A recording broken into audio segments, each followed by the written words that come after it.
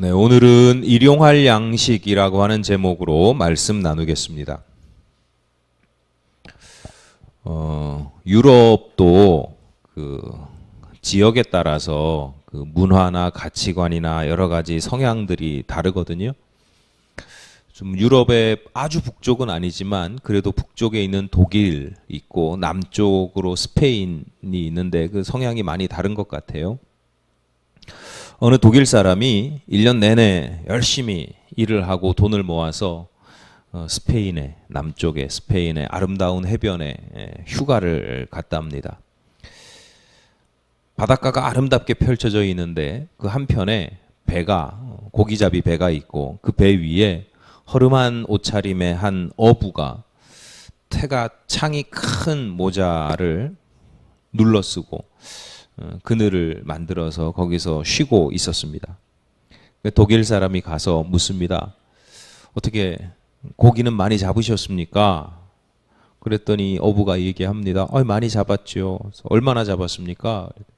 대구 6마리 잡고 고등어 한 20여 마리 잡았습니다. 독일 사람이 많이 잡았네요. 그렇죠. 독일 사람이 이야기합니다. 그러면 지금 오전 10시도 안 됐는데 그렇게 많이 잡았으면 더 잡지 않고 왜 여기서 쉬고 있습니까? 10시도 안 됐는데 그만큼 잡았으면 하루 종일 일하면 서너 배는 더 잡을 것 같은데요. 그러면 돈을 많이 벌 수 있지 않습니까? 어부가 이야기합니다. 돈 많이 벌어서 뭐 하게요? 독일 사람이 이야기하죠. 그러면 돈 많이 벌어서 생선 훈제 공장도 세우고 유통회사도 차릴 수 있습니다. 사장님 되는 겁니다. 어부가 이야기합니다. 사장 되면 뭐 하게요? 공장 세우고 회사 차리면 뭐 합니까? 그러면 당신은 직원들한테 일 맡기고 이렇게 아름다운 곳에 와서 바다를 즐기면 쉴 수 있지 않습니까? 그랬더니 어부가 뭐라고 그래요? 이보시오, 이 양반아. 내가 지금 그렇게 하고 있는데, 내가 지금 쉬고 있는데 무슨 소리 하는 거요? 노벨 문학상을 받기도 했던 독일의 소설가 하인리히 벨이라고 하는 사람이 쓴 작품 어린 시절의 빵, 젊은 날의 빵이라고 하는 제목의 소설에 나오는 내용입니다. 여러분 한번 생각해 보세요. 여러분은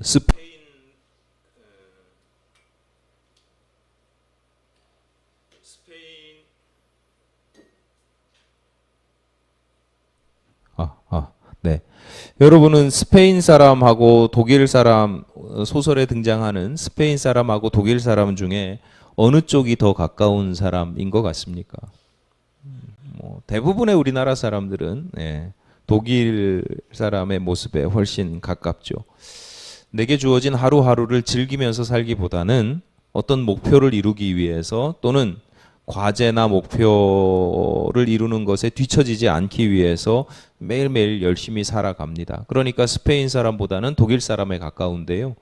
그런데 한번 또 생각해 보세요. 그 독일 사람은요, 열심히 벌어서 1년 내내 열심히 벌어서 휴가를 2, 3주나 갑니다. 2, 3주나 저기 다른 나라에 가서 휴가를 즐기고 돌아와요. 여러분이 과연 그런 휴가를 1년에 한 번 그런 휴가를 가기 위해서 돈을 법니까? 여러분 냉정하게 보면 우리나라 사람 대부분은 이 독일 사람 같지도 못해요. 독일 사람의 모습조차도 사실은 요원합니다. 우리나라 사람들이 열심히 일을 하고 열심히 살아가는 가장 그 대중적인 일반적인 목표라고 그러면 열심히 돈 벌어서 집 사는 거죠. 그래서 은행에 대출을 받아서 대출의 도움을 받아서 집을 삽니다. 그리고 대출 받았으니까 그 빚을 갚느라고 또 열심히 일하고 살아갑니다. 집 사고 빚 갚다가 한평생을 다 보냅니다.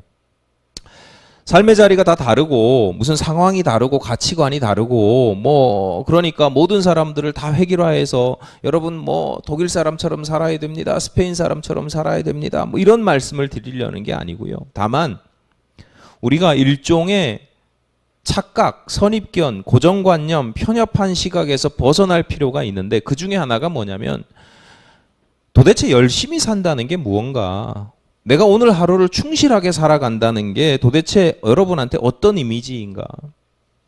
많은 사람들이요, 열심히 살아간다, 내게 주어진 하루를 꽉 채워서 충실하게 살아간다는 것을 어떻게 이해를 하냐면, 우리나라 사람들은 하루가 24시간이잖아요. 그러니까 그런 거예요. 24시간을 48시간처럼 살아가는 방법. 뭐 이런 거예요.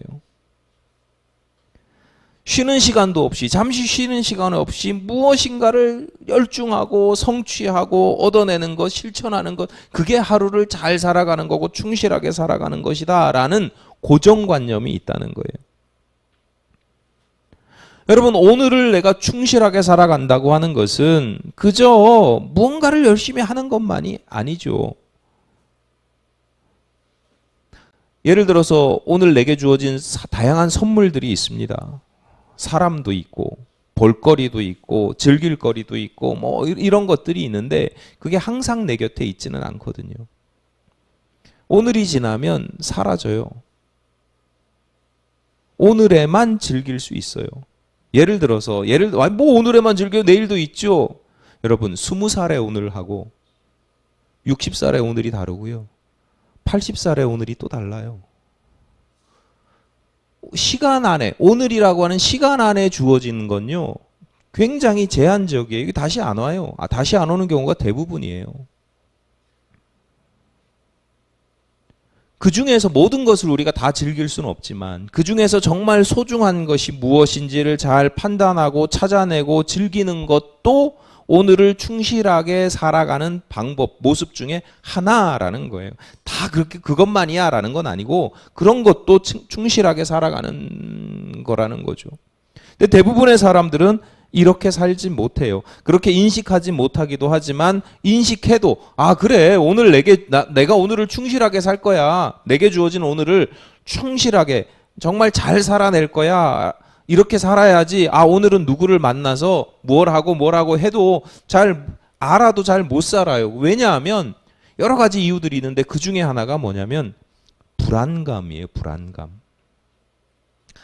소설가 하인리히 벨이 하고 싶은 이야기의 핵심도 이런 겁니다. 현대인들이 겪는 불안이 있다는 거예요. 막연한 불안이 있어요. 그래서 새로운 하루라고 하는, 하루 24시간이라고 하는 새로운 하루가 주어져도 그걸 기뻐하거나 내게 새로운 하루가 주어졌으니까 그걸 기대하거나 기뻐하거나 또는 저녁이 되어서 내가 오늘 하루를 잘 살아냈구나 라고 하는 감사함, 그런 것들은 희박하고 오늘이 주어졌을 때 이게 오늘을 내가 어떻게 살아야 할지, 오늘은 내가 무엇을 하면서 또는 무엇을 먹고 살아야 하는지 늘 불안한 감정에 시달리면서 살아간다는 거예요. 그날 먹을 수 있는, 그날을 살아갈 수 있는 물고기 몇 마리로는 불안해요. 여유가 없어요.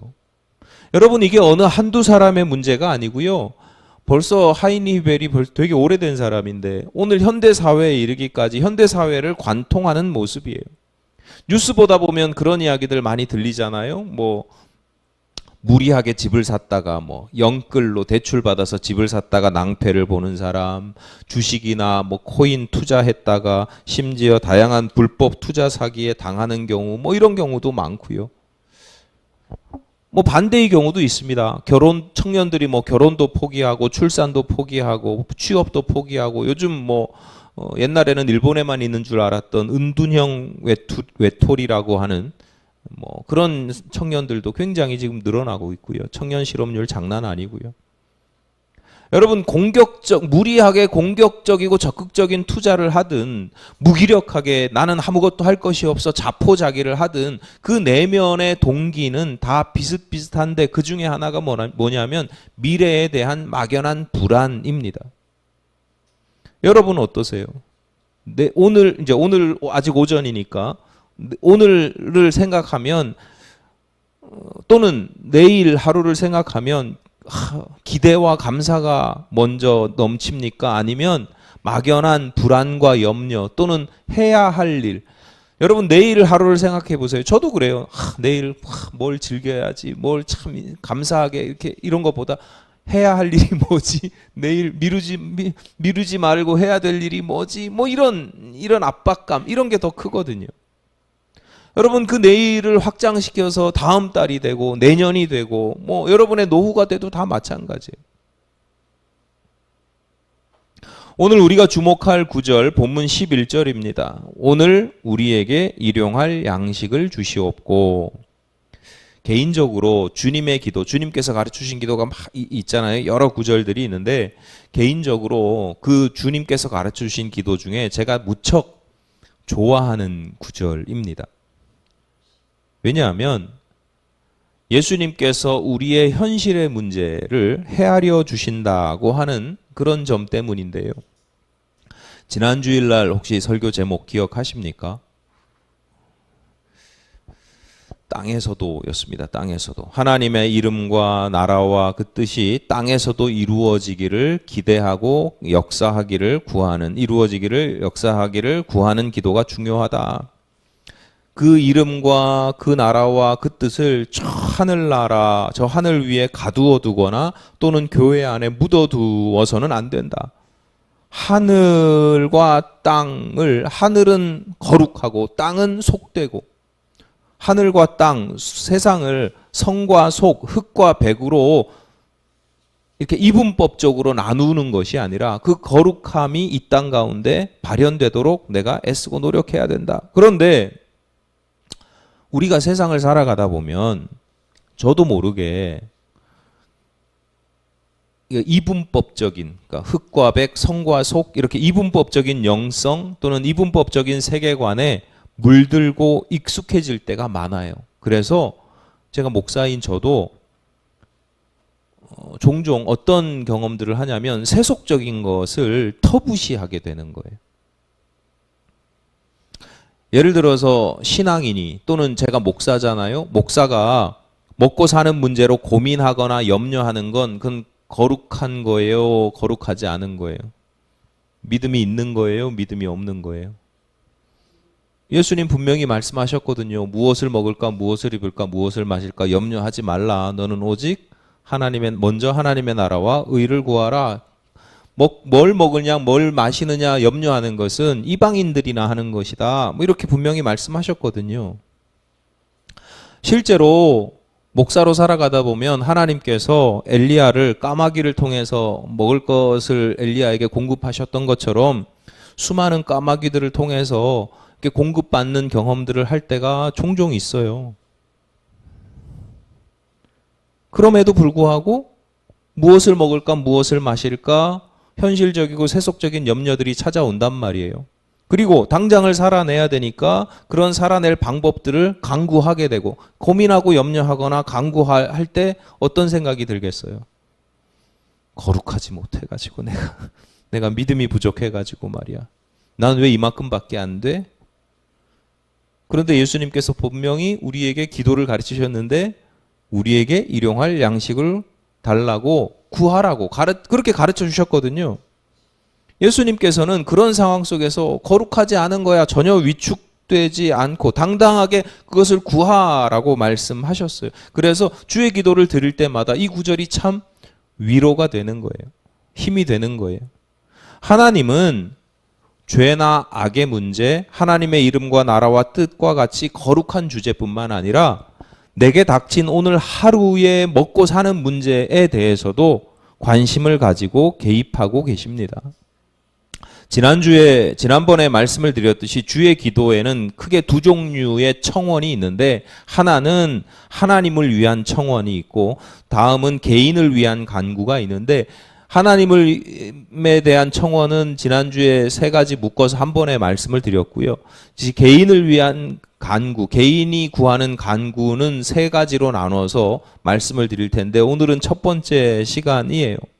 개인을 위한 간구에서 가장 먼저, 세 가지 중에 먼저, 세 가지나 네 가지로 나눌 수도 있는데 가장 먼저 등장하는 구절이 일용할 양식이에요. 그러니까 먹고 사는 문제예요. 오죽하면 목구멍이 포도청이다 이런 말도 있잖아요. 머리로는 우리의 관념적으로는 신앙적으로는 죄나 시험의 문제, 악의 문제 이게 중요하다는 걸 알지만 우리의 실존, 우리의 현실은 목구멍이 포도청이라는 거예요. 먹고 사는 문제가 훨씬 앞선다는 거죠. 그런데 주님은 그것을 그건 세속적인 거야. 어디 그게 먼저 나와. 중요하지 않으니까 그건 뒤로 밀어. 이렇게 말씀하지 않으세요. 거룩한 걸 구해야지. 거룩한 걸 먼저 구해야지. 그렇게 말씀하지 않으세요. 기도나 열심히 해. 하나님의 나라와 의를 구해야지. 뭘 먹고 사는 문제를 걱정하고 염려해. 이렇게 말씀하지 않으세요. 믿음이 부족하구나 책망하지 않으세요. 왜? 하나님은 저 하늘나라 관념에 계시는 분, 관념 속에 계시는 분이 아니라 우리의 실존, 우리의 현실과 우리의 현실의 실제적인 삶 가운데 함께 하시고 그것을 헤아리시는 분이기 때문입니다.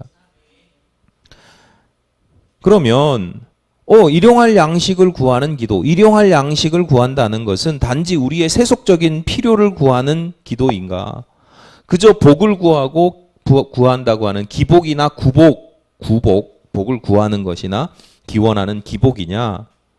이게 알고 보면요, 매우 성숙한 신앙의 고백입니다. 일용할 양식을 구한다는 건 그 안에 굉장히 세속적인 기도인 것 같지만 사실은 굉장히 신앙적인 영적인 기도예요.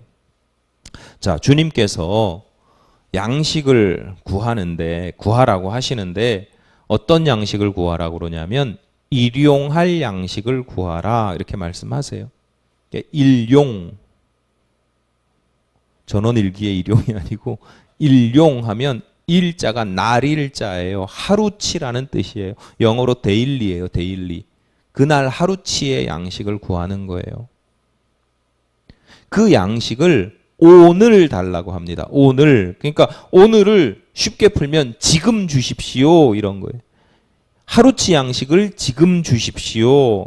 그러니까 이게 아침에 기도하면 그날 하루 먹을 양식을 지금 주십시오 이런 뜻이 되고, 저녁에 기도하면 다음날 하루치의 양식을 지금 좀 주십시오 이런 뜻이 되는 거예요. 요즘 학자들은 아마 후자 쪽으로 더 이제 기우는 경향이 있긴 합니다.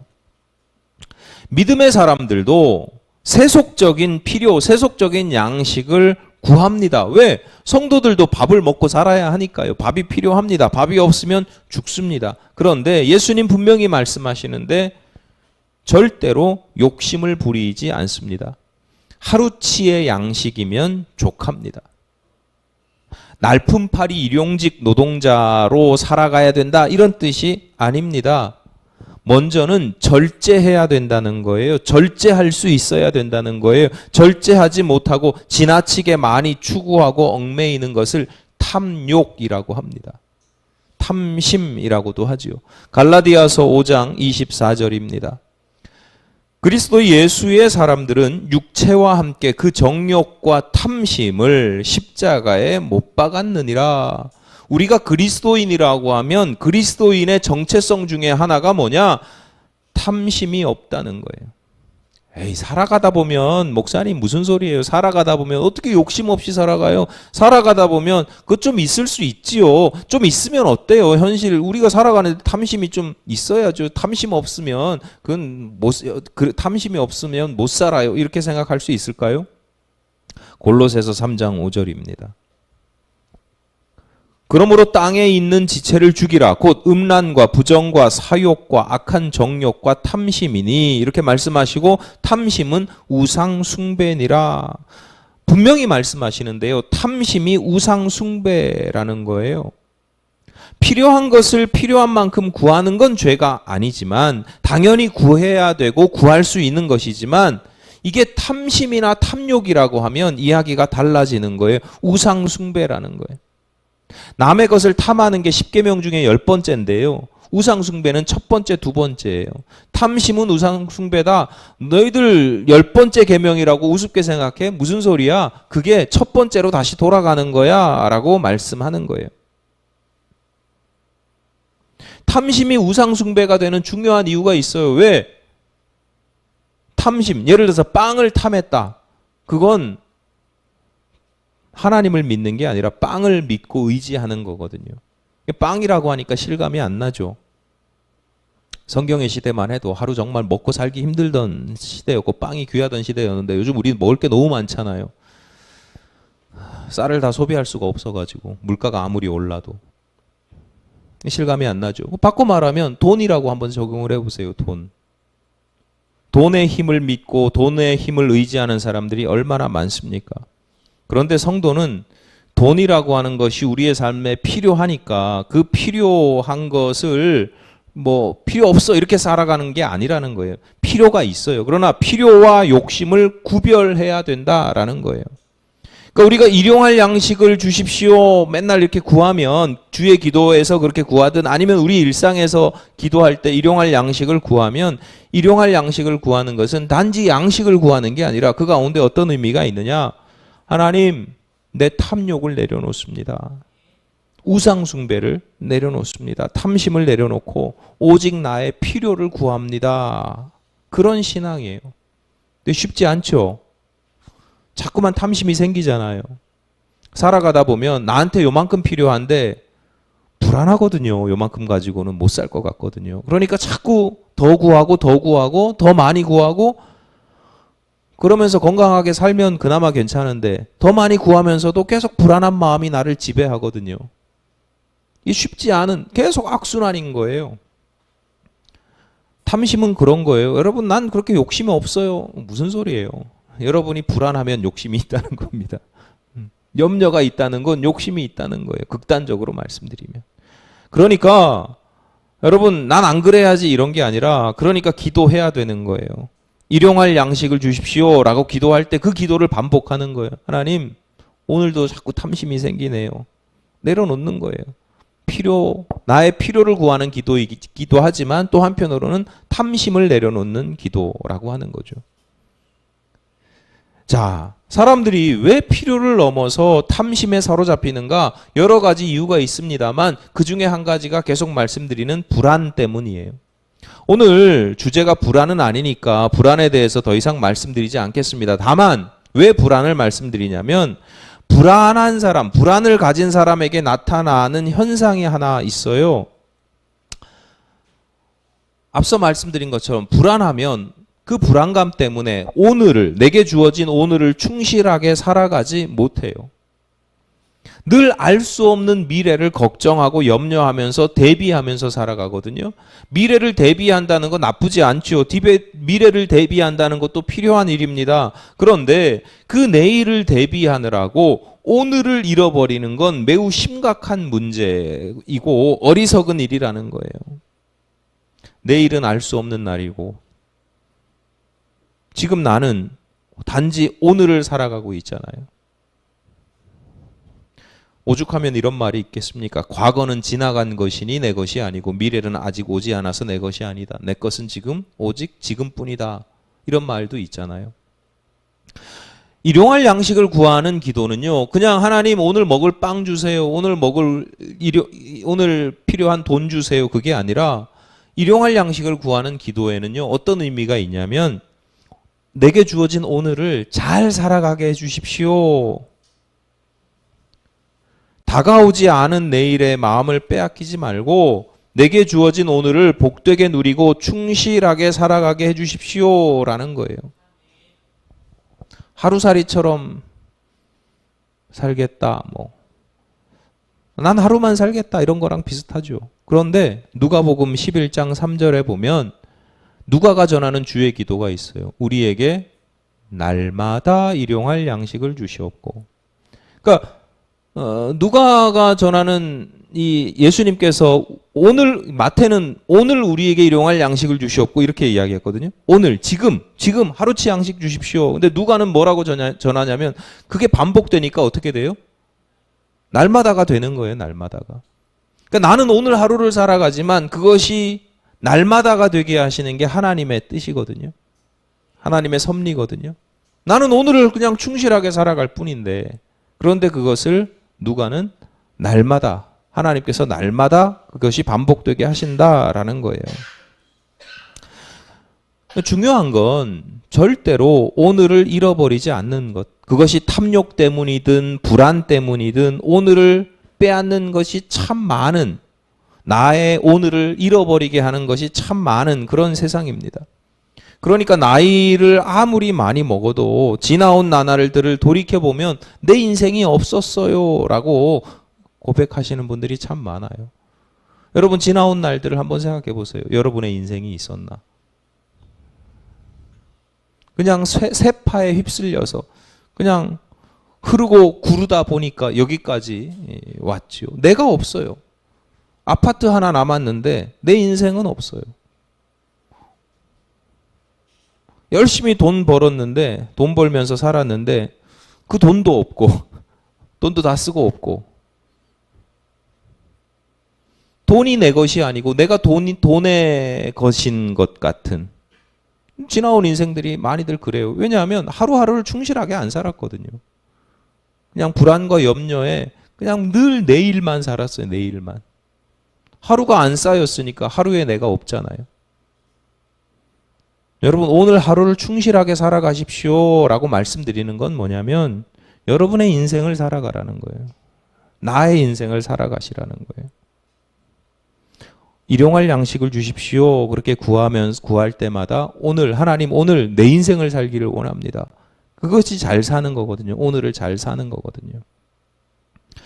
그러면 오늘을 복되고 충실하게 살아가는 그 오늘을 내가 내 인생을 살면서 잘 살아가는 방법이 뭔가 여러 가지가 있지만 그 중에 하나 일용할 양식을 구하는 기도에 들어가 있는 그 중에 하나의 고백은 뭐냐면 하나님의 뜻대로 살아갈 뿐만 아니라 하나님의 공급하심에 따라서 살아가는 것입니다.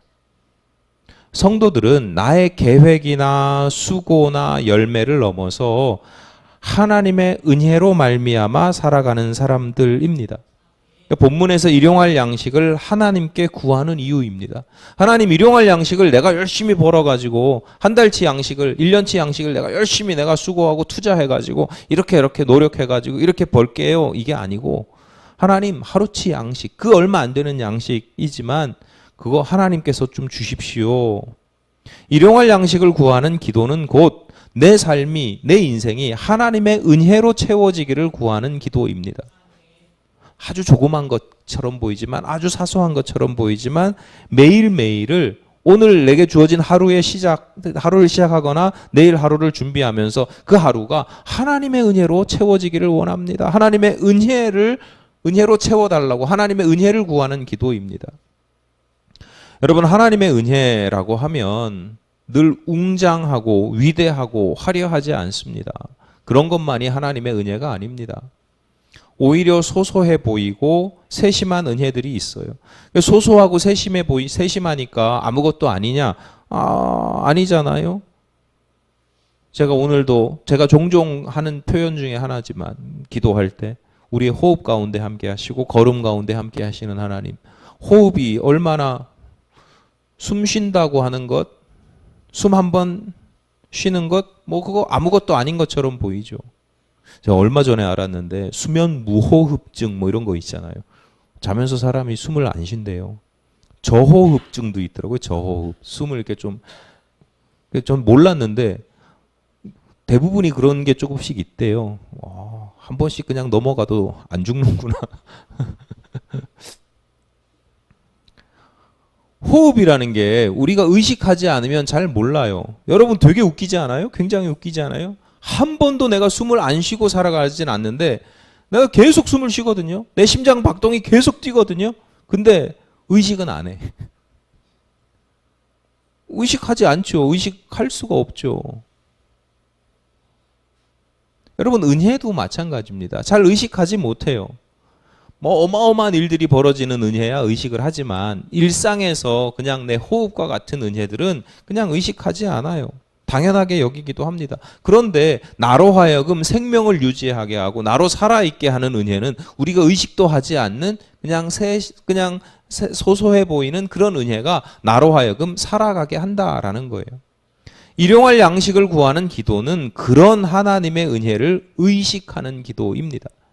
외람되지만 굳이 비유하자면 저도 마찬가지지만 오늘날 많은 성도들이 은혜의 숨이 깔딱깔딱 넘어가고 있습니다. 호흡기 꽂고 살아가기도 합니다.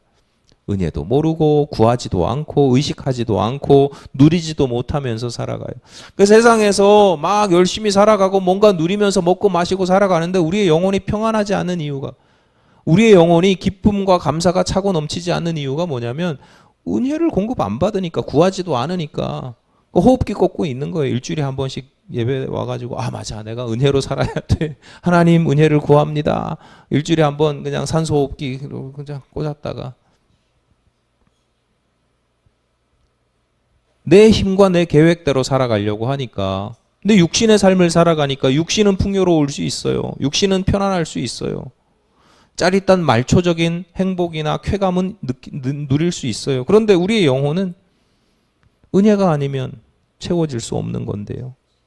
일주일에 한 번 교회 와서 말씀 듣다가 아 맞아 잊어버렸어. 그리고 또 잊어버리고 살아가고 내 삶을 내 힘으로 내 생각과 내 계획대로 살아가려고 하고, 여러분 늘 은혜를 의식하고 그것을 구할 뿐만 아니라 그것을 누리면서 여러분의 인생을 살아가시기를 바라는데, 그게 평안하게 살아가는 것, 기쁨과 감사를 누리면서 행복하게 살아가는 것, 그것을 넘어서 내 인생을 살아가시라고 하나님께서 여러분을 이 땅에 보내신 이유와 목적들이 있는데, 그것이 하루하루 속에서 하나님의 은혜 가운데 아, 내가 오늘은 하나님의 사람으로, 하나님의 딸로, 하나님의 아들로 내가 이렇게 살아가야지, 이렇게 살아갈 힘을 주십시오. 내가 저 사람 미워하는 마음이 앞서는데 하나님 내게 은혜를 주셔서 저 사람 그래도 좀 품을 수 있게 하시고 말 한마디라도 따뜻하게 하시고, 그 하나님의 은혜가 아니면 안 되는 거잖아요.